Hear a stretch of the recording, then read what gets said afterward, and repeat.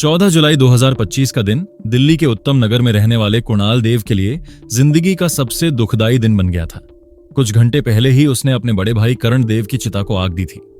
सिर्फ 36 साल की उम्र में करण की मौत एक ऐसे हादसे से हुई थी जिसकी कल्पना तक किसी ने नहीं की होगी।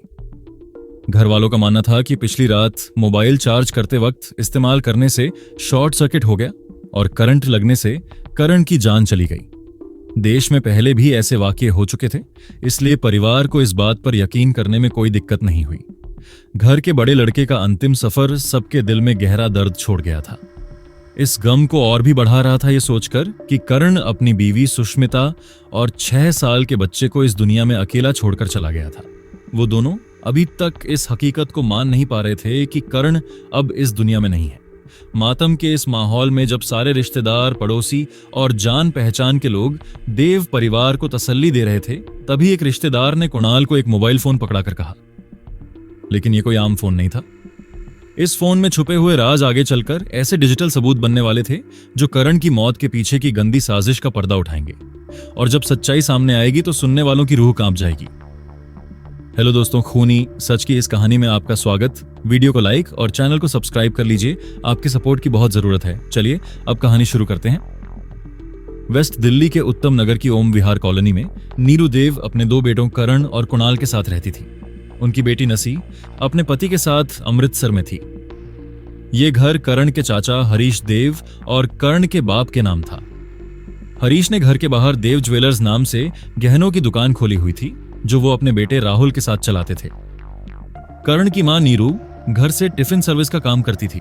करण नोएडा की एक प्राइवेट कंपनी में प्रोडक्ट एनालिस्ट का काम करता था। यहीं पर उसकी मुलाकात अपनी को-वर्कर सुष्मिता से हुई थी। धीरे धीरे दोस्ती प्यार में बदल गई और 2015 में घर वालों की मर्जी से दोनों की शादी हो गई। शादी के बाद दोनों की जिंदगी खुशी से कट रही थी। 2019 में जब उनके घर बेटा हुआ तो खुशियां दोगुनी हो गईं। बच्चे की देखभाल के लिए सुष्मिता ने नौकरी छोड़ दी और करण और भी मेहनत से काम करने लगा।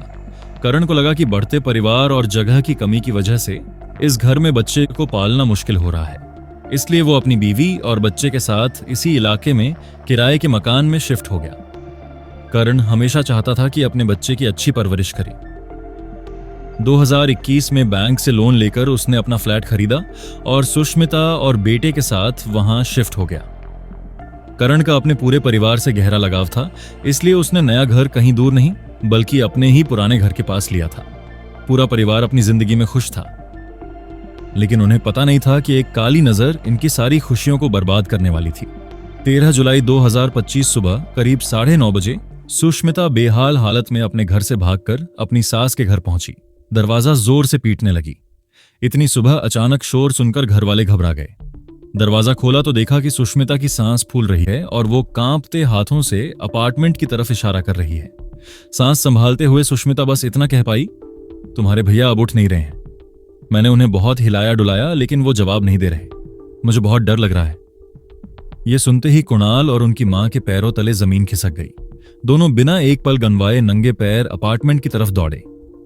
कुणाल ने तुरंत अपने चाचा को फोन करके करण की हालत के बारे में बताया। चाचा ने अपने बेटे राहुल को वहां भेज दिया। अपार्टमेंट पहुंचकर सबने देखा कि करण बेड पर बेसुध पड़ा था और उसकी सांसें बिल्कुल बंद थीं। कुणाल ने घबराकर करण के पैर दबाने शुरू किए, मुंह पर पानी के छींटे मारे, लेकिन कोई फायदा नहीं हुआ। सबने सुष्मिता से पूछा कि आखिर हुआ क्या है। उसने बताया कि रात को सब कुछ ठीक था, बस करण एक्सटेंशन बोर्ड से अपना मोबाइल चार्ज करते हुए इस्तेमाल कर रहा था। शायद फोन से करंट लग गया हो। कुणाल घबराकर पास के मैगो हॉस्पिटल गया और डॉक्टर से घर आकर करण को चेक करने की गुहार लगाई, लेकिन डॉक्टर तैयार नहीं हुए। मजबूरन एम्बुलेंस बुलाकर करण को हॉस्पिटल ले गए। वहां डॉक्टरों ने करण को चेक किया, लेकिन उसमें नब्ज तक नहीं मिली। कुछ ही देर में डॉक्टरों ने करण को मृत घोषित कर दिया। ये सुनकर पूरे परिवार में हाहाकार मच गया। सुष्मिता और करण की मां का बुरा हाल हो गया। रो रो कर आंसू सूख गए, लेकिन डॉक्टरों ने करण के सीने और हाथों पर जले हुए निशान और मुंह से निकलते झाग को देखकर पुलिस को इन्फॉर्म कर दिया। हॉस्पिटल ने बॉडी परिवार को वापस नहीं दी और पुलिस का इंतजार करने लगे। पुलिस आई और डॉक्टर से पूछताछ की, फिर परिवार से करण के बारे में सवाल पूछने लगे। चूंकि सुष्मिता की करंट वाली बात पर परिवार को पूरा यकीन हो गया था, इसलिए पुलिस के सवालों से वो परेशान हो गए। पुलिस ने कहा कि उन्हें करण की मौत की वजह पर शक है और असली वजह सिर्फ पोस्टमार्टम से पता चलेगी। आमतौर पर अगर किसी बुजुर्ग की नेचुरल डेथ हो जाए और परिवार पोस्टमार्टम से मना कर दे तो पुलिस जबरदस्ती नहीं करती, लेकिन करण सिर्फ 36 साल का था और मौत की वजह भी क्लियर नहीं थी। इसलिए पुलिस ने परिवार से कहा कि वो आपस में बात करके पोस्टमार्टम के लिए फैसला बताएं। हॉस्पिटल में करण का पूरा परिवार मौजूद था। करण के चाचा हरीश देव पोस्टमार्टम के खिलाफ हो गए। उनका कहना था कि बच्चे को तो हम खो चुके हैं, कम से कम उसकी बॉडी की बर्बादी न करें। हरीश का बेटा राहुल भी इसी बात को सपोर्ट करने लगा। दूसरी तरफ सुष्मिता अपनी सास से रोते हुए कहने लगी कि करण ने उससे कहा था कि अगर मैं कभी मर जाऊं तो प्लीज मेरा पोस्टमार्टम मत कराना।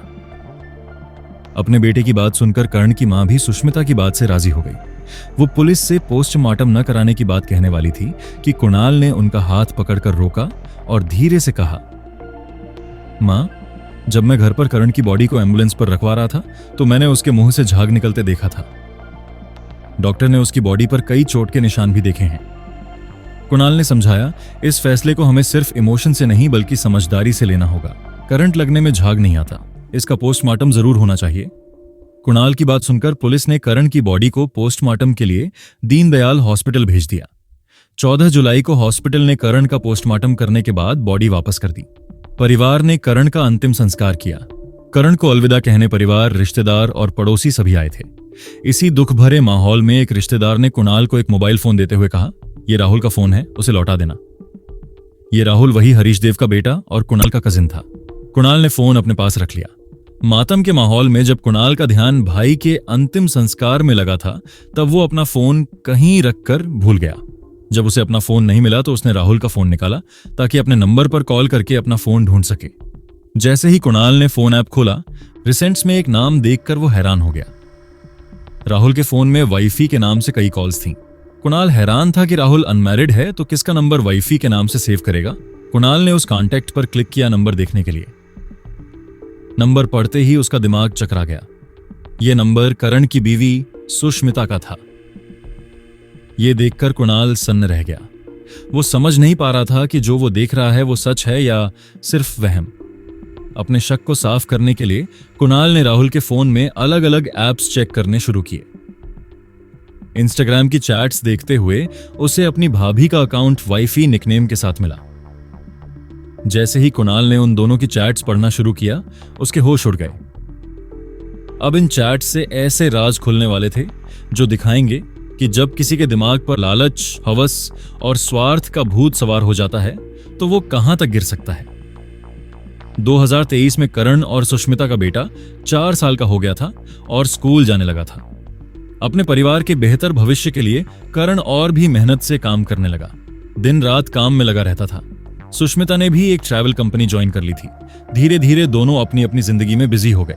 अपने बेटे की फिजिकल एक्टिविटी के लिए करण ने उसका एडमिशन स्केटिंग एकेडमी में करवा दिया। स्कूल के बाद वो स्केटिंग जाता और फिर दादी के घर रुक जाता। करण ऑफिस से आकर बच्चे को वहां से लेकर अपने फ्लैट आता। करण की जॉब इतनी डिमांडिंग हो गई थी कि कभी कभी नाइट शिफ्ट भी करनी पड़ती। ऐसे वक्त बच्चा दादी के घर ही रुक जाता। करण या तो ऑन ऑफिस में होता या काम के स्ट्रेस में घिरा रहता। जिंदगी की जिम्मेदारियों की वजह से दोनों के बीच दूरी बढ़ने लगी। इन्हीं सब के बीच 35 साल की सुष्मिता और 23 साल के राहुल के बीच हाय हेलो से एक छोटी सी चैट शुरू हुई। शुरुआत में सिर्फ हल्की फुल्की बातें, मजाक और एक दो पर्सनल बातें होती। फिर धीरे धीरे सुष्मिता अपने दिन की छोटी बड़ी बातें, मन की बातें, शिकायतें, सब कुछ राहुल से शेयर करने लगी। पहले तो ये मुलाकातें सिर्फ दोस्ताना थीं, लेकिन एक वक्त ऐसा आया जब हर नए मैसेज का इंतजार सुष्मिता को बेचैन करने लगा। एक स्क्रीन के छोटे से चैट बॉक्स में शुरू हुई बातें जिस्मानी रिश्ते तक पहुंच गईं। पहले तो ये मुलाकातें छुप छुप कर होती थीं, मगर धीरे धीरे हदें पार होने लगीं। चूंकि ये भाभी देवर का रिश्ता था, इसलिए किसी को शक भी नहीं हुआ। रात को जब कर्ण ऑफिस में होता और सुष्मिता घर में अकेली होती, तब राहुल का दरवाजा खटखटाना एक आदत बन गया। दोनों जानते थे कि यह गलत है, लेकिन गलतियों का भी अपना नशा होता है, जिसमें न अक्ल काम करती है न गुनाह का एहसास होता। जितना राहुल और सुष्मिता एक दूसरे के करीब आते गए, उतनी ही करण और सुष्मिता के बीच दूरियां बढ़ती गईं। पहले छोटी मोटी बातों पर तकरार होती थी, फिर धीरे धीरे ये तकरार लड़ाई झगड़ों में बदल गई। हालात इस कदर बिगड़ गए कि करवा चौथ से एक दिन पहले करण ने गुस्से में आकर सुष्मिता पर हाथ उठा दिया। यही वो पल था जब सुष्मिता ने अंदर ही अंदर फैसला कर लिया कि अब वो करण के साथ नहीं बल्कि राहुल के साथ जिंदगी गुजारेगी। जनवरी 2025 में सुष्मिता ने राहुल से बात करते हुए वो राज खोला जो सब कुछ बदल देने वाला था। उसने राहुल को बताया, करण ने काफी पैसे जोड़ लिए हैं, अगर हम उसे खत्म कर दें तो ये सारे पैसे हमारे होंगे, फिर हम कहीं और जाकर नई जिंदगी शुरू करेंगे। जिस्म की चाहत के साथ मन में पैदा हुआ लालच उन्हें इस कदर अंधा कर चुका था कि अब उनके लिए सच झूठ, सही गलत का फर्क खत्म हो गया था।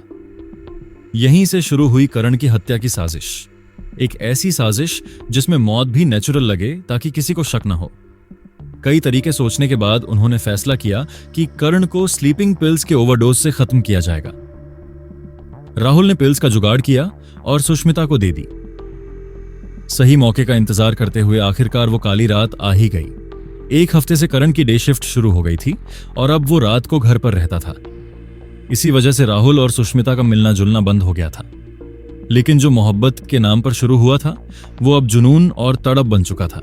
इसलिए उन्होंने इंस्टाग्राम चैट्स के जरिए करण को खत्म करने का प्लान फाइनल करते हुए 12 जुलाई की तारीख को मौत का दिन चुना। रात के करीब 11 बजे जब करण डिनर करने आया तो सुष्मिता ने अपना शैतानी प्लान शुरू किया। उसने स्लीपिंग पिल्स पीसकर दही में मिला दी क्योंकि वो जानती थी कि दही करण की कमजोरी है, कुछ भी छोड़ दे लेकिन दही से कभी इनकार नहीं करेगा। लेकिन उस रात न जाने कैसे करण ने दही खाने से मना कर दिया। सुष्मिता का दिल एक पल के लिए थम गया क्योंकि उसका पूरा प्लान चौपट होने वाला था। उसने फिर दही ऑफर की लेकिन करण ने फिर मना कर दिया। तुरंत सुष्मिता ने अपना प्लान बदला। उसने 12 से 13 स्लीपिंग पिल्स पीसकर खाने में मिलाकर दे दिया।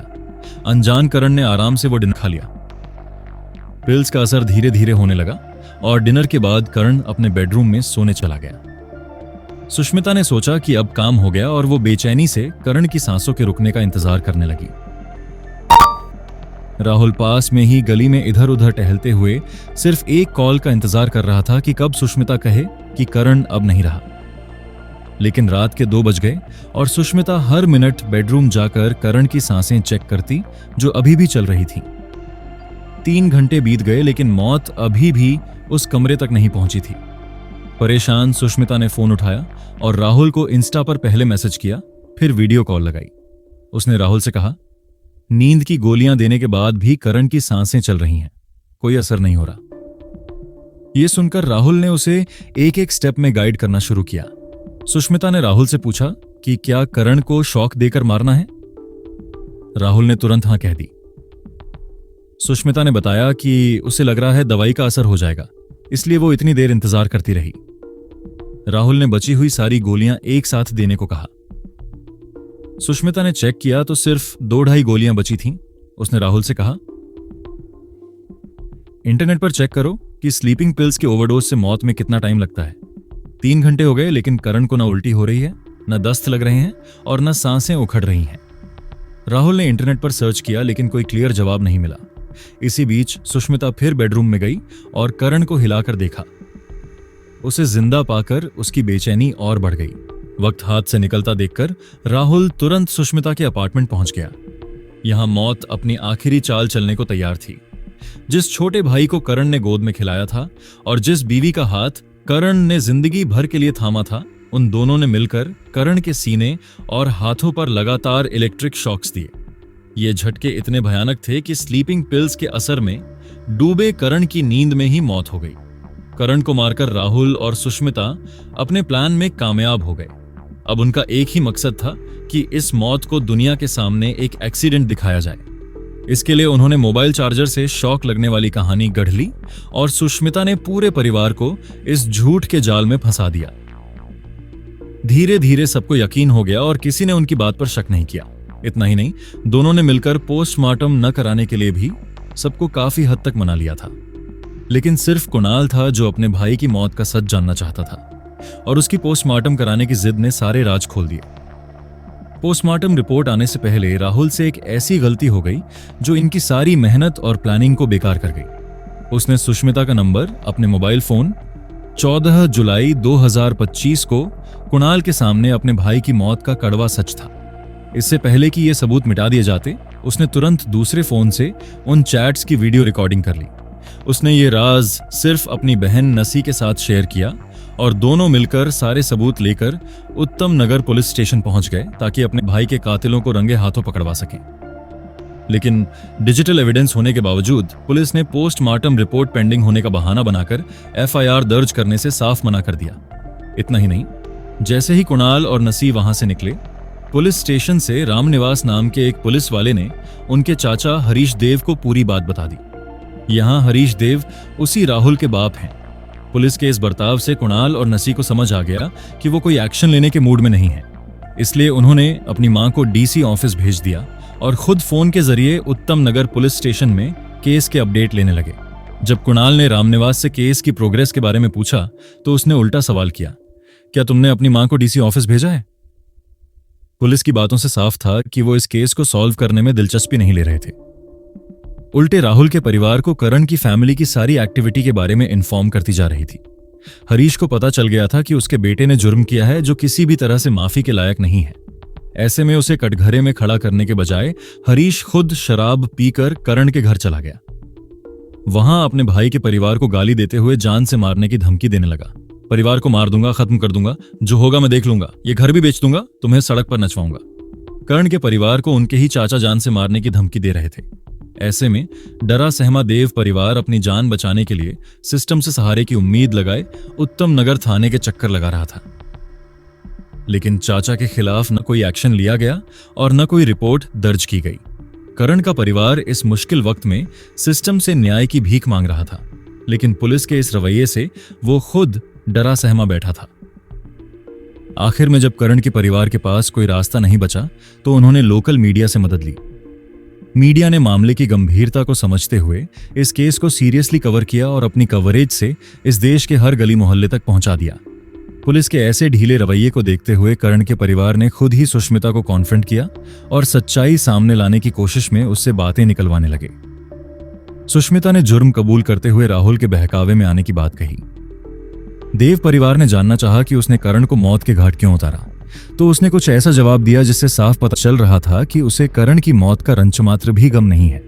उल्टे उसके कन्फेशन में करण के लिए भरी नफरत साफ दिख रही थी, जैसे वो अपने जुर्म को सही ठहराने में लगी हो।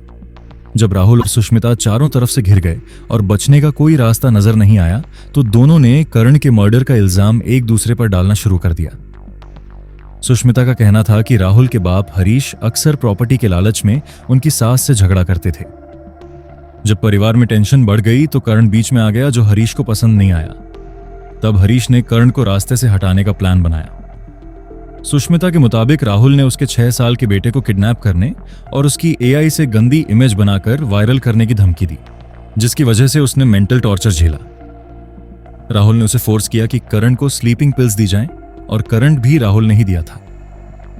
लेकिन जब यही बातें राहुल से पूछी गईं तो शुरू में उसने क्राइम में अपनी इन्वॉल्वमेंट से इनकार कर दिया। उसने उल्टे सुष्मिता के परिवार पर इल्जाम लगाया कि उन्होंने उसे फंसाने के लिए यह साजिश रची है।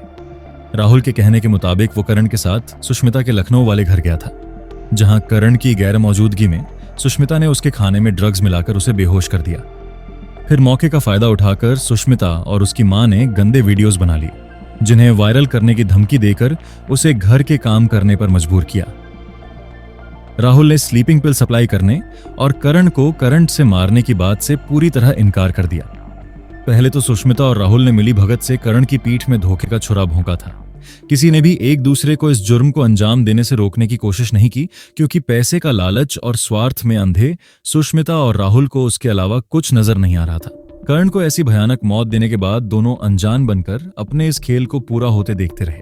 ओवर कॉन्फिडेंस में जी रहे सुष्मिता और राहुल को पता नहीं था कि सच को चाहे कितनी भी परतों में दबा दो, आखिर में वो बाहर आ ही जाता है। जिन खोखले इमोशंस और जिस्म की हवस पर राहुल और सुष्मिता अपने नए रिश्ते की नींव रख रहे थे, वही उनकी साजिश का असली जहर बन गया। जो मोहब्बत, वफादारी और साथ का नाटक वो एक दूसरे के सामने करते रहे, वो असल में सिर्फ अपने स्वार्थ के लिए किया गया धोखा था। जैसे ही उनकी गंदी चालें खुली, वो सिर्फ अपनी जान बचाने के लिए एक दूसरे पर इल्जाम थोपने लगे। मीडिया ट्रायल के प्रेशर में आखिरकार 19 जुलाई 2025 को पुलिस ने चैट एविडेंस के आधार पर सुष्मिता और राहुल को बीएनएस सेक्शन 103 यानी मर्डर और सेक्शन 61 क्रिमिनल कॉन्स्पिरेसी के तहत अरेस्ट कर लिया। सुष्मिता के पास वो सब कुछ था जो वो चाहती थी, एक परिवार, खुद का घर और मेहनती पति। अगर